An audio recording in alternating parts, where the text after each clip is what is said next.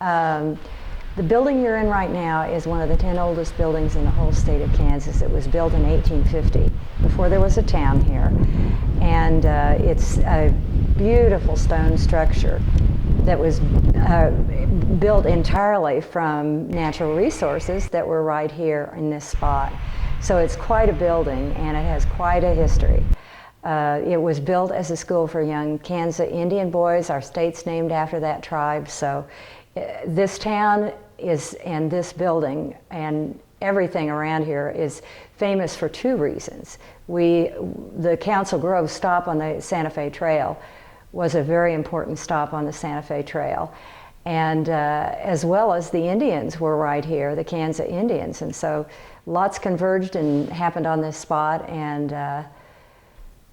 is there anything specific you'd like to know about the building or the Kaw tribe or?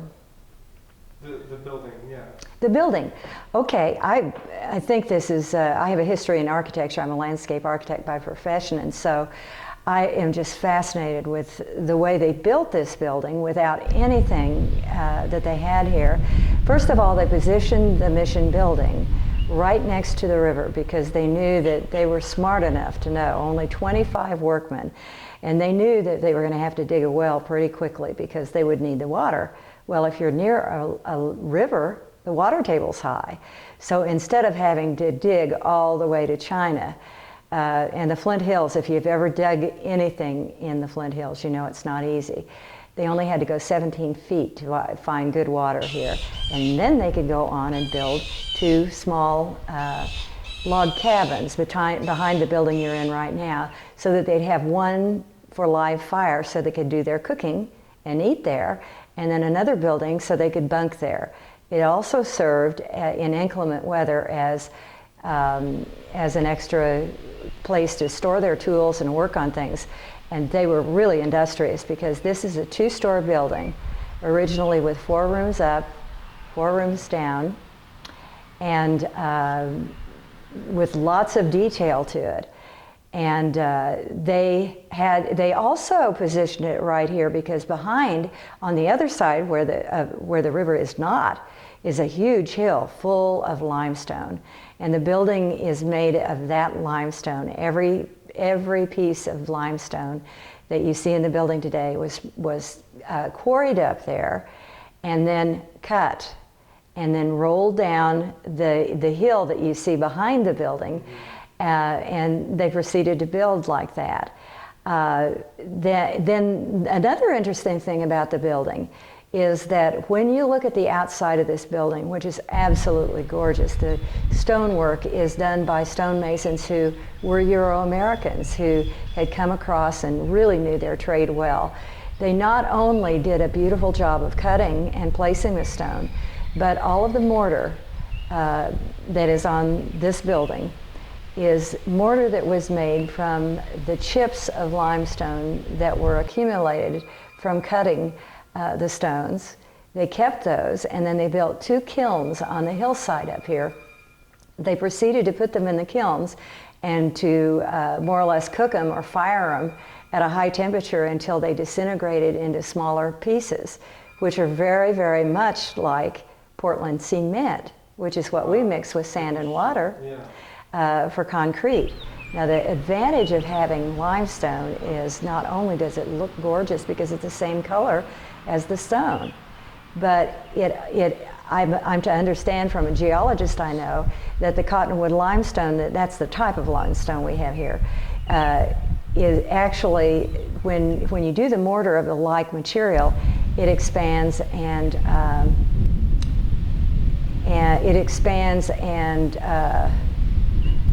contracts as the stone does, and so you hardly ever have to do any repair. It's here forever.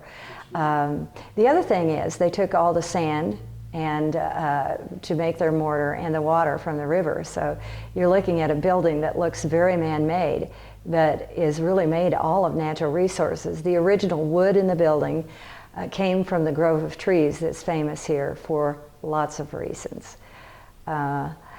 Do you want to know a little bit more about the building, or is that enough, do you think? Yeah, a little more. Okay, well, when the building was first built, it didn't look much like it inside like it does today. So I usually tell guests who come here, if they want to know, what it was like in 1850-51. The other thing is, imagine building this building, 4 rooms up, 4 rooms down, and all this wood and all this mortar and everything in 6 months' time. The workmen came here, 25 of them, as I said before, from Kansas City, from the Shawnee Mission, which this building is a spin-off, really, of the Shawnee Mission. And when they came here, it was September of 1850. And in February of 1851, let's see, no, that's not right, December of 1851, they communicated, they wrote to Reverend Johnson in Shawnee Mission and told him that they would be coming back because all of the stonework was done. The stonemasons would come back, and then the carpenters would be through in February, mid-February, and they were pretty amazing, isn't it? Especially Yeah. in the winter. Oh, yeah, it was just amazing.